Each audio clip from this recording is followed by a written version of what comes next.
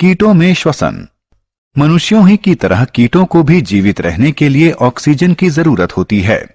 मनुष्यों ही की तरह वे अपशिष्ट के रूप में कार्बन डाइऑक्साइड को उत्पन्न करते हैं। लेकिन मनुष्य के विपरीत टिड्डा, घरेलू मक्खी, तिलचट्टे इत्यादि कीटों में फेफड़े नहीं होते। कीटों में जिस प्रक्रिया से गैसों का विनिमय होता है उसे विसरण कहते हैं। कीटों में श्वसन तंत्र। कीटों के शरीर में वायु उनके शरीर में पाए जाने वाले छिद्रों के द्वारा प्रवेश करती है। इन्हें श्वास रंध्र कहते हैं। श्वास रंध्र कीट के संपूर्ण शरीर में फैले हुए वायु नलियों के संजाल में खुलता है। इन नलियों को श्वास नाल कहते हैं और ये गैसों का विनिमय सुलभ करती हैं। कोशिकाओं तक ऑक्सीजन श्वास नाल तंत्र के माध्यम से पहुंचती है और कोशिका से श्वास नाल तंत्र के माध्यम से कार्बन डाइऑक्साइड से लेकर श्वास रंध्रों से कीट के शरीर से बाहर निकल जाती है। केंचुए में श्वसन। केंचुए जैसे कीटों में फेफड़े नहीं होते, न ही उनके पास नाक होती है। वे अपनी त्वचा से श्वसन करते हैं। वे वायु और मृदा से ऑक्सीजन ग्रहण करते हैं। जब ऑक्सीजन उनकी आर्द्र त्वचा के संपर्क में आती है तो यह विभक्त हो जाती है। यह छोटी छोटी रक्त वाहिनियों के माध्यम से ग्रहण होती है और पूरे शरीर में संचारण करती है। यही रक्त वाहिकाएं कार्बन डाइऑक्साइड को त्वचा से बाहर निकालने के लिए ले जाती हैं। ऑक्सीजन के प्रभावी ग्रहण के लिए केंचुए अपने शरीर को आर्द्र रखते हैं। मेंढक में श्वसन। मेंढक में मनुष्यों के समान ही फेफड़े होते हैं।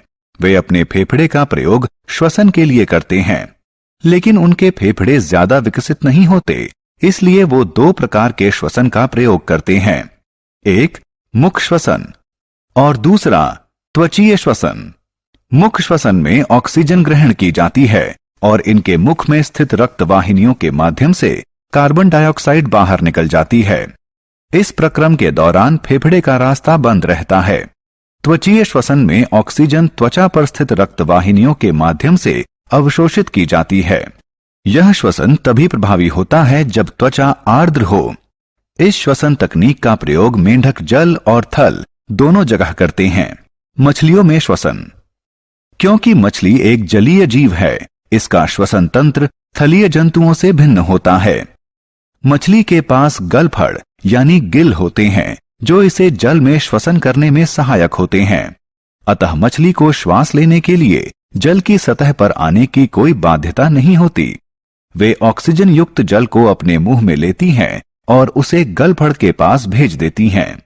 गलफड़ में रक्त वाहिनियां स्थित होती हैं जो ऑक्सीजन को ग्रहण कर लेती हैं और कार्बन डाइऑक्साइड को जल में त्याग देती हैं। ऑक्सीजन विहीन जल फिर गलफड़ के माध्यम से शरीर से निकाल दिया जाता है। पादप और श्वसन। पादपों में श्वसन दो रूपों में होता है। एक, जब पादप के रंध्र ऑक्सीजन ग्रहण करते हैं और कार्बन डाइऑक्साइड निर्मुक्त करते हैं। ये रंध्र पादप के संपूर्ण शरीर पर उपस्थित होते हैं, यहां तक कि जड़ों में भी। दूसरा, जब प्रकाश संश्लेषण होता है। श्वसन के इस रूप में पादप कार्बन डाइऑक्साइड ग्रहण करते हैं और ऑक्सीजन निर्मुक्त करते हैं।